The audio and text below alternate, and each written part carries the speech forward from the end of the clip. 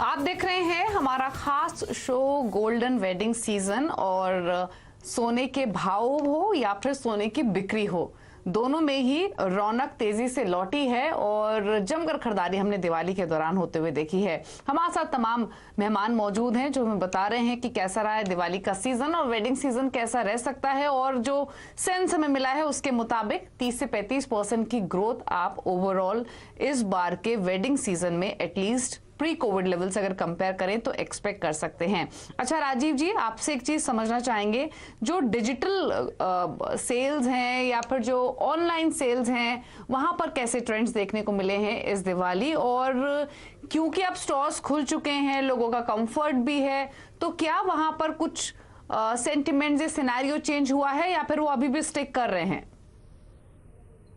In fact जो हम कहते हैं ऑनलाइन बिजनेस, ये एक इंटीग्रल पार्ट हो गई है अब रिटेल के लिए।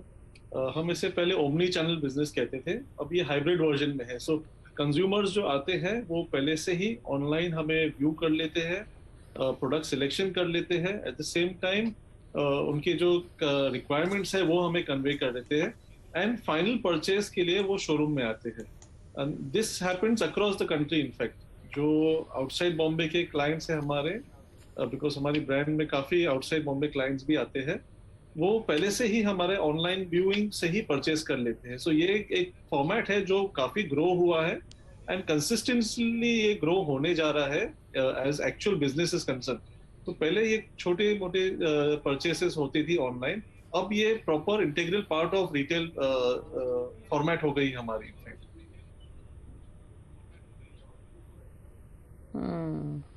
बिल्कुल, तो अब लोग के नेचुरल बाइंग बिहेवियर का हिस्सा हो चुका है। अच्छा नवनीत, अब एक चीज और बताइए, आपने प्राइसेस पर तो आउटलुक दिया, जिन लोगों की वेडिंग्स प्लान्ड हैं क्या उनको इन लेवल्स पर आकर अपनी वेडिंग ज्वेलरी की बुकिंग शुरू कर देनी चाहिए या रुकना चाहिए? दीपाली जी, जब प्राइसेस नीचे आते हैं तो तब देखेंगे कि कोई भी इन्वेस्टर निवेश करना नहीं चाहता है, और जब प्राइसेस रैली करने लगते हैं तब सबको इन्वेस्ट करना रहता है। ये नेचुरल ह्यूमन टेंडेंसी है और ये गोल्ड प्राइसेस में भी लागू होती है।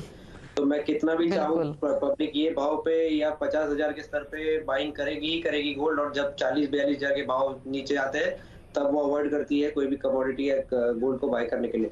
तो फिलहाल जिसकी भी वेडिंग प्लान्ड है उनके पास कोई चॉइस नहीं है, उनको तो इन्वेस्ट करना ही पड़ेगा या यहाँ पर बाय करना ही पड़ेगा। हल्का फुल्का 500-700 रुपए करेक्शन देखने मिल सकता है, क्योंकि करीब करीब 2,000 रुपए का नॉन स्टॉप मूव हमने यहाँ पर देखा है। तो वो एक रिट्रेसमेंट जो कहेंगे वो एक अपॉर्चुनिटी से ट्रीट करना चाहिए और बाय करना चाहिए। फिलहाल बहुत शॉर्ट टर्म में आपको 50,000 के ऊपर के स्तर, और अगर 6 महीने के पर्सपेक्टिव में देखें तो 53,000 तक के स्तर भी देखने मिल सकते हैं। तो बाइंग करना अगर टाइम करना चाहते हैं तो एक कोई भी डिप पे डेफिनेटली ऐड करना चाहिए। बिल्कुल, तो यहाँ पर आपको एक प्राइसेस का सेंस तो मिला है नवनीत से। 53,000 तक के लेवल्स भी आप अगले 6 महीने में एक्सपेक्ट करके चल सकते हैं। अच्छा राजीव जी, एक चीज और, यहाँ पर मनोज जी ने तो बताया कि गोल्ड के साथ साथ डायमंड ज्वेलरी की डिमांड में भी काफी तेजी से इजाफा हुआ है और ये ट्रेंड्स हमने पहले ही बनना शुरू हो गए थे। आपका एक्सपीरियंस कैसा रहा डायमंड ज्वेलरी सेल्स के हिसाब से, डिमांड के हिसाब से कैसे ट्रेंड्स आगे के लिए दिख रहे हैं? इनफैक्ट डायमंड ज्वेलरी जो पहले कम थी एंड गोल्ड की डिमांड ज्यादा थी, अब सीजन के चलते हुए डायमंड एंड गोल्ड अभी 50-50 पे आ गई है। डिमांड दोनों इक्वल है in fact on the floor. So and hire purchase, जैसे मनोज जी ने कहा, हायर परचेज वैल्यू की काफी डिमांड आ रही है। It is not only the economy buying.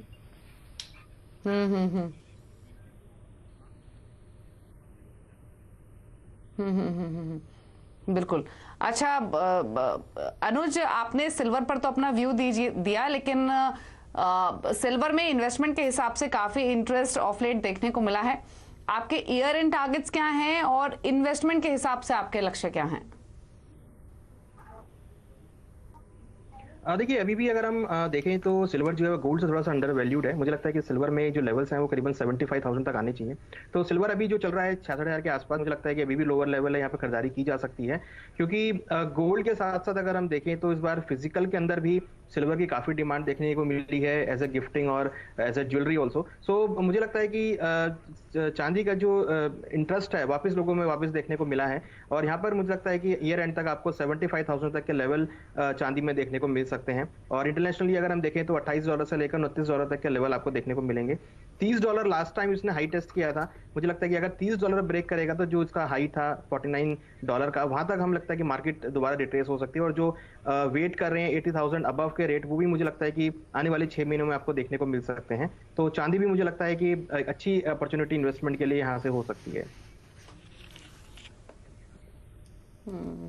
तो अपॉर्चुनिटी है अच्छी, फिर चाहे वो ज्वेलरी की खरीदारी हो या फिर करना हो निवेश, सोना हो या फिर चांदी, यही क्रक्स हमारे इस डिस्कशन का निकला है। और सबसे इंपॉर्टेंट बात कि ज्वेलरी में जो डिमांड है वो काफी मजबूत रह सकती है, उसके इनिशियल इंडिकेशंस तो यही मिल रहे हैं। शुक्रिया तमाम मेहमानों का, राजीव जी आपका भी शुक्रिया, मनोज जी, नवनीत और साथ ही अनुज आने के लिए शो में और एक सेंस देने के लिए कि कैसा वेडिंग सीजन रह सकता है, प्राइसेस कैसे रह सकते हैं, और अगर अब तक खरीदारी शुरू नहीं की है तो ये सही मौका है एंट्री लेने का। तो आप सभी को थैंक यू। तो इसी के साथ इस खास शो में तो इतना ही, लेकिन खबरों पर लगातार अपडेट के लिए CNBC आवाज से जुड़े रहिए, ट्विटर, फेसबुक, यूट्यूब के जरिए। नमस्कार।